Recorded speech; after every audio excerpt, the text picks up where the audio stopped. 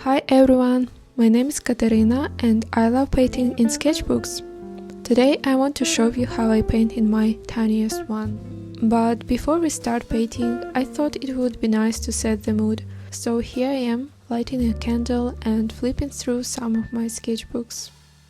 I actually started painting in sketchbooks only recently, this spring, and I completely fall in love with these small formats. There is something so cozy and satisfying about keeping all my paintings together in one place. Since then, I started several sketchbooks, but I haven't finished a single one yet.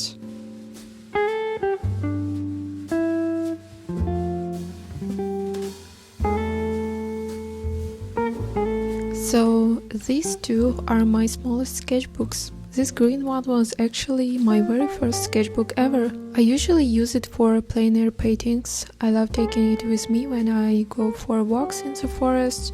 And right now it's resting on my shelf because it's getting colder outside and not the best weather for painting outdoors. So it will probably stay there until next spring.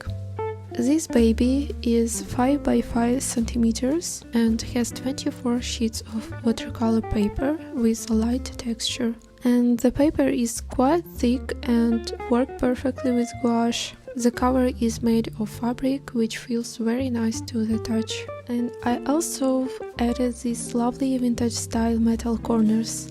I think they give it even more of that magical fairy tale vibes and a bit of personality. I never planned to buy such a tiny sketchbook, it honestly just happened by accident. I didn't notice the size when I was ordering it, and when the package arrived I opened it, laughed and thought, what can I even paint in this thing? But at the same time I thought, oh, this could actually be really fun to see what I can create in such a small format. And this is actually what we're gonna paint in this video together. I also tried turning one of my paintings into a sticker, this little chanterelle, I don't know how it calls, mushrooms. I really loved how it turned out and I just stuck it onto my biggest sketchbook. There are just a few spreads left here, so if you would like, I can film a full flip through and talk about each painting in one of my next videos. Just let me know. Alright, let's get finally painting. So, to hold the pages open while I paint, I use these tiny butterfly clips. And they are super handy and looks adorable. I'll be using Winsor Gouache. It's my current favorite brand because of how pigmented it is.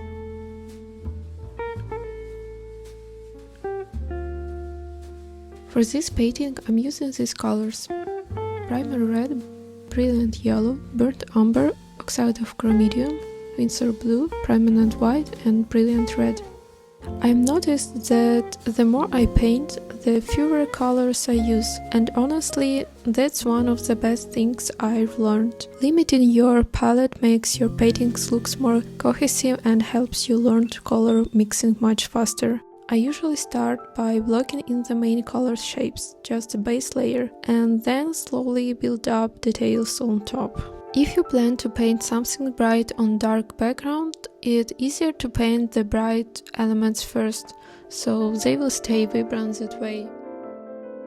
So while I'm painting, I want to talk a little about why I decided to move from Instagram Reels and TikTok to long-form YouTube videos. My videos on Instagram were actually doing pretty well, especially for someone who started not that long ago, but at some point that format just started to feel too small for me.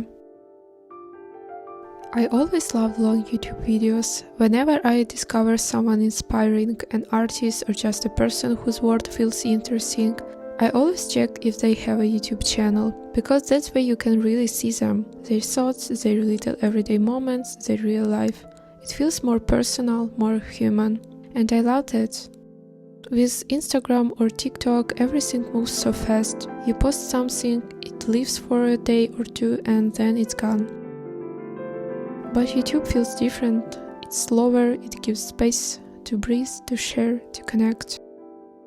For the longest time, I was scared to start, mostly because of my English. From the very beginning, I decided that if I ever made videos, I would do them in English. And yes, it's hard, it takes more time, more courage and a lot of patience. But I realized this is exactly the kind of challenge that helps you grow. You can become better by staying in your comfort zone. You only grow when you dare to do the things you're not yet good at. And honestly, that thought changed something in me.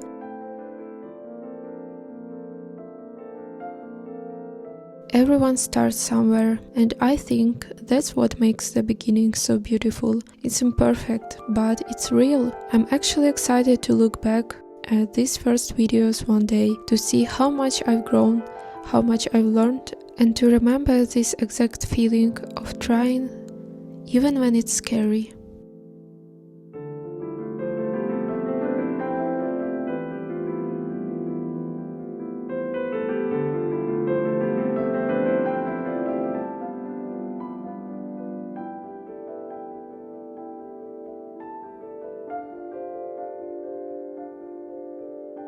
Here's a little trick I like to use when I'm painting with gouache. Since gouache creates with water, you can create a soft blur effect in the background, the slight dreamy circles. I just take a cotton swab, wet one side and gently move it in small circles to lift the top layer of paint.